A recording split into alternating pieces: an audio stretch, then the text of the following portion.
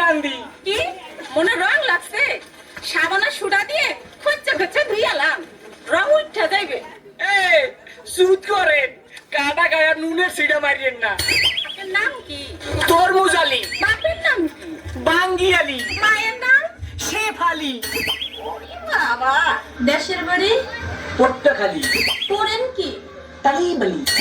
আপনার প্রিয় খাবার কি সালিবালি যাইবেন কই মহাখালী